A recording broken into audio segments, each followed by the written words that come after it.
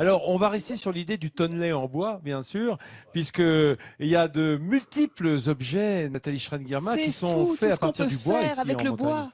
Mais oui, et notamment les lunettes en bois qui sont très tendance. Moi, j'adore parce que c'est un matériau noble, c'est un matériau sain. Alors, ces lunettes, qui sont, c'est bien les amis, vous les avez tous mis, c'est parfait. Ces lunettes, elles sont 100% françaises. Elles sont fabriquées dans un rayon de 200 km entre Annecy et le Jura. Pourquoi le Jura? Je vous rappelle que c'est le berceau de la lunetterie C'est le pays française. du bois. Voilà.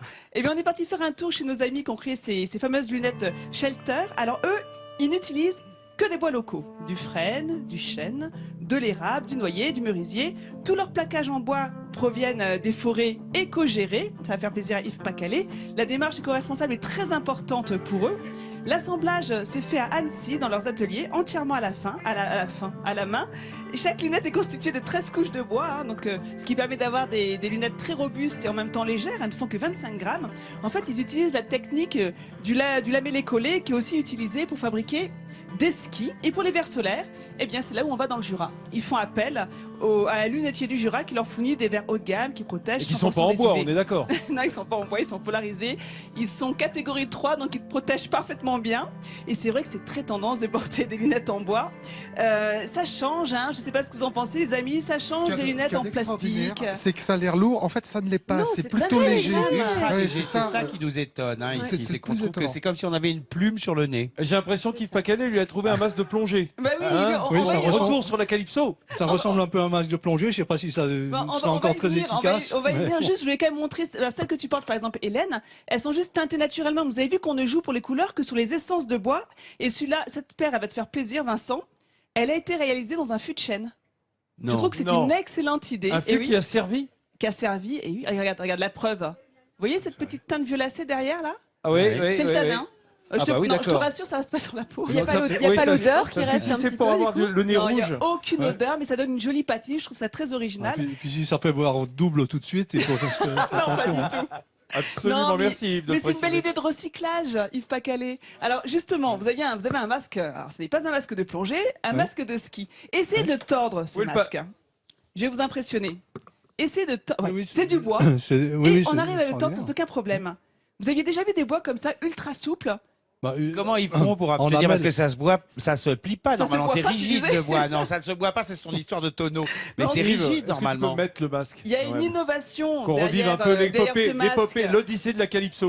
Waouh, Pratiquement. Magnifique. C'est un matériau qui est composé à 95% de bois brut et vous allez voir comment est-ce qu'on le fabrique. Ce bois, c'est une innovation française qui a été mise au point par deux jeunes de 26 et 24 ans, Arthur et Cyril.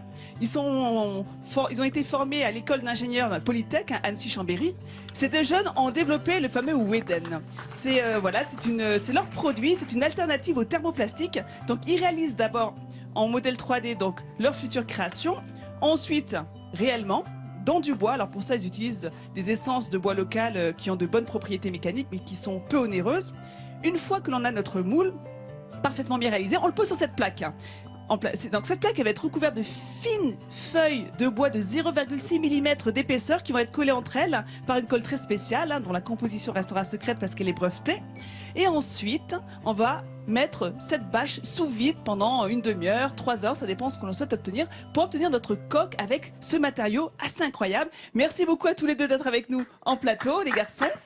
Les Bonjour, jeunes messieurs. garçons, la vingtaine, impressionnés par ce que vous avez inventé. Alors, vous avez un morceau de bois là tout à l'heure, je ne sais pas si vous l'avez sur vous, pour bien montrer Oui. comment Arthur on peut le tordre. Alors, allez-y, tordez-moi un petit peu ce morceau, montrez-nous comment c'est impressionnant. Regardez, vous voyez tout ce qu'on peut faire avec?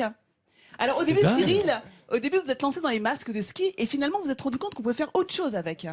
Complètement. En fait, on s'est lancé dans le sport parce que c'était notre passion à tous les deux. Et finalement, on s'est rendu compte que un matériau souple composé complètement à base de bois, on était capable de faire des choses complètement folles, que ce soit dans le mobilier, que ce soit dans l'architecture, dans le design, dans des produits sportifs comme les masques de ski par exemple. Et Alors Arthur, ils sont très bien ces masques de ski pour le cadre là, mais je vois pas grand chose à l'intérieur. Vous avez Ouais, économisé sur les verres ou bien? C'est le temps savoyard, il y a du brouillard comme on peut voir. Non, il y a juste des protections sur les écrans. Ah d'accord. et ok. dernier coup, Arthur, ça vous passionne Ah le oui. bois, c'est un matériau que vous aimez particulièrement.